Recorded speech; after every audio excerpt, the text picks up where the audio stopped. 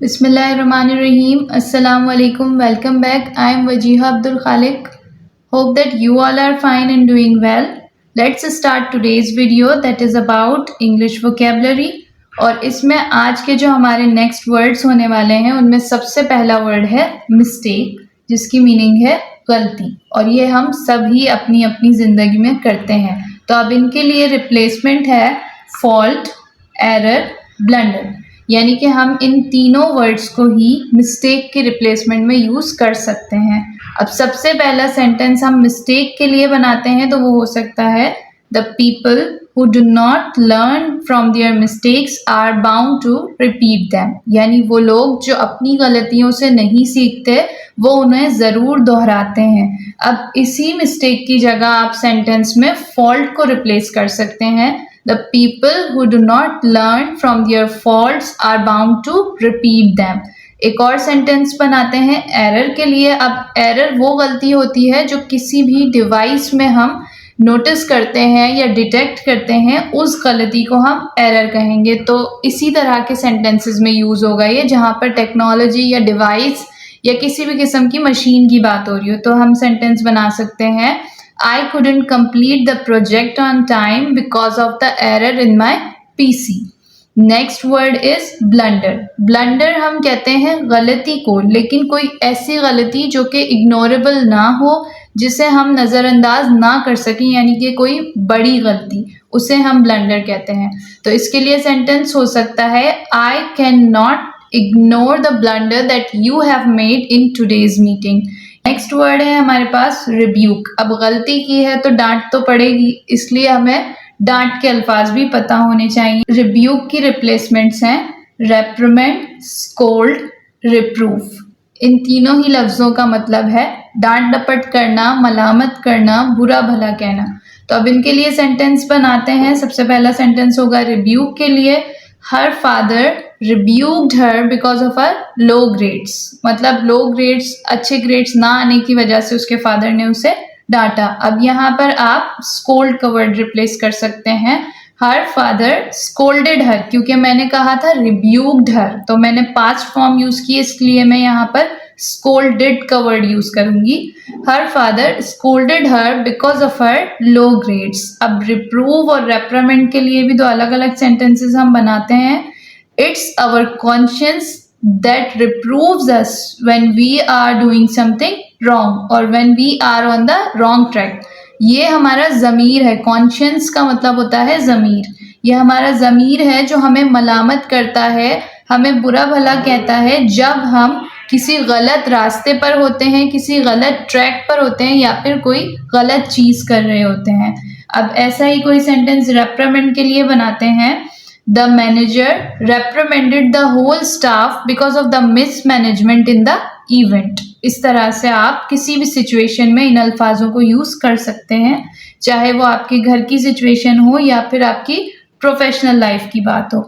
Next word है हमारे पास ignore, जिसकी मीनिंग है नज़रअंदाज करना। और अब इसके लिए रिप्लेसमेंट्स या फिर सिनोनियम्स हो सकते हैं निगलेक्ट, पे नो अटेंशन टू, डिसरिगार्ड। अब इग्नोर के लिए सेंटेंस बनाते हैं Try to ignore the negative things that are happening around you in order to live a happy life, peaceful life. अब यहाँ आप ignore की जगह neglect को replace कर सकते हैं। Try to neglect the negative things that are happening around you in order to live a happy life.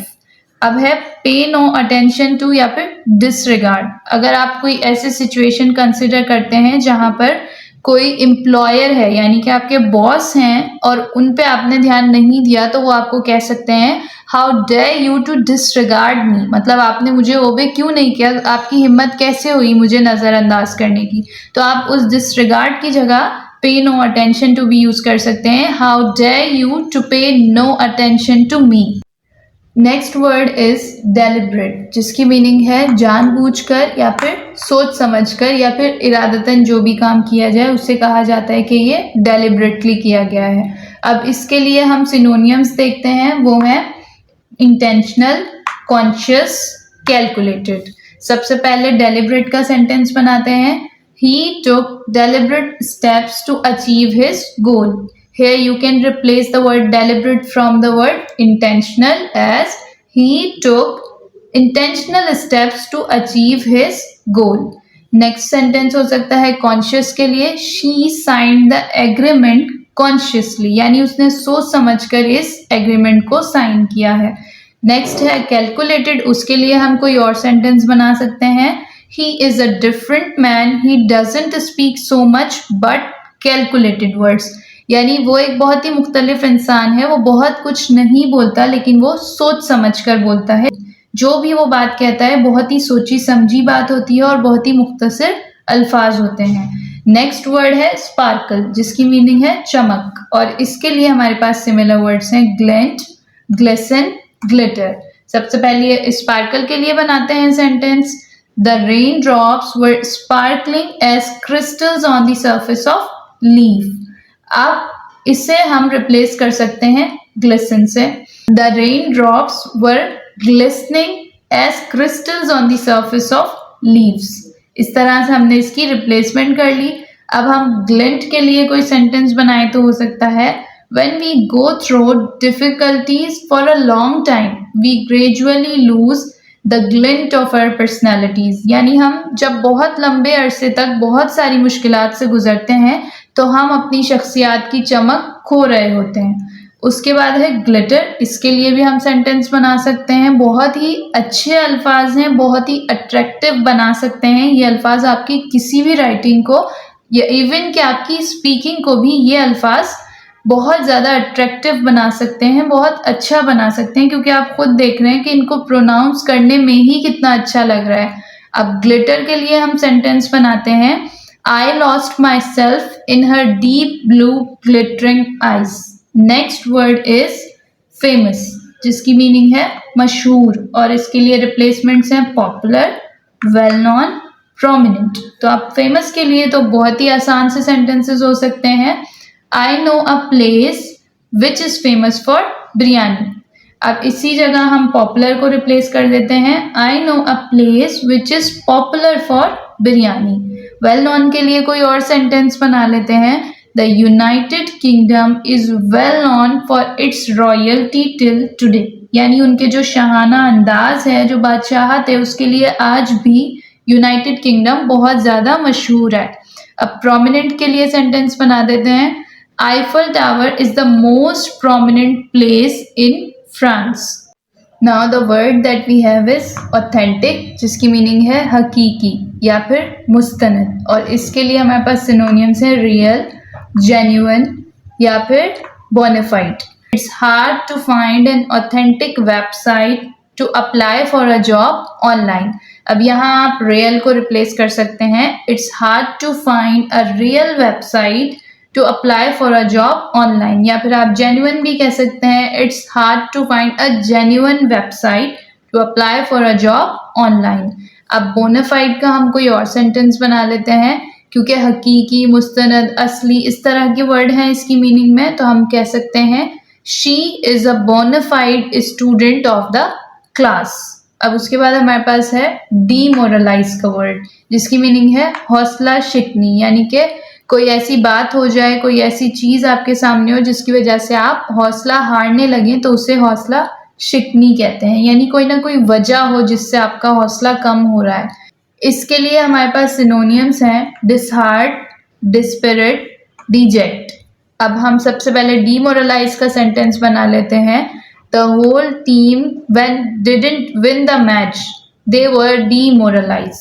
अब इसकी जगह हम डिसहार्ट लिख सकते हैं when the team didn't win the match they were disheartened, यानी कि जब टीम ने मैच नहीं जीता तो वो लोग डिसहार्ट हो गए, यानी कि हौसला हार गए, डीमोरलाइज हो गए. दोनों ही तरह से हम इसे देख सकते हैं. अब डिस्पिरिट या फिर डिजेक्ट के लिए कोई और सेंटेंस बना लेते हैं. The continuous setbacks during the match begin to dispirit the team. अब डिस्पिरिट की जगह आप इसमें डिजेक्ट यूज कर लें. The continuous setbacks during the project begin to deject the team. Deject का मतलब भी होता है उदास होना, मायूस होना. नेक्स्ट वर्ड इज अकम्प्लिश, जिसकी मीनिंग है पूरा करना, और इसके लिए सिनोनियम्स हैं कंप्लीट, ये तो हमने हमेशा ही सुना है ये वर्ड. उसके बाद है फुलफिल या फिर अचीव। अब अकम्प्लिश के लिए सेंटेंस देखते हैं। I am sure that you will accomplish all your desires one day.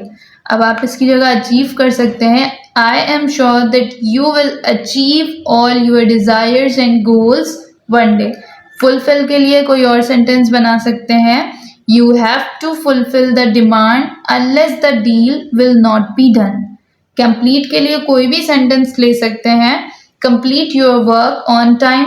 The last word for today's video is humble, जिसकी मीनिंग है आजिज या फिर इनकिसारी। अब इसके लिए हमारे पास रिप्लेसमेंट्स हैं meek, submissive, down to earth. सबसे पहले हम सेंटेंस बनाते हैं हम्बल के लिए। People get magnetised towards those who are humble in nature, यानी लोग उन लोगों की तरफ खींचे चले जाते हैं जिनकी नेचर में आजिजी होती है, इनकिसारी होती है, यानी जो लोग बहुत ही सादा और नर्म मिजाज के होते हैं। अब इसी में हम लोग सबमिसिव को रिप्लेस कर लेते हैं। People get magnetized towards those who are submissive in nature। एक और सेंटेंस डाउन टू अर्थ के लिए बनाते हैं। If you are down to earth, you should be grateful for that because it is a great gift that nature has gifted you। I would like to end this video with the message, now when you know that we have learned a lot of things about the English grammar, we should start speaking English, because to be a good speaker we have to start speaking English। And if you are getting hesitate that what the people will say, you should be thankful, you should be grateful by thinking that you are courageous enough to speak among all of them। क्योंकि आपको इस बात के लिए खुश होना चाहिए कि आप वो पहले इंसान हैं जो उन सब लोगों के दरमियान इंग्लिश बोलने की कोशिश कर रहे हैं, चाहे आप सही बोल रहे हैं चाहे आप गलत बोल रहे हैं। Thank you so much. अल्लाह हाफिज़।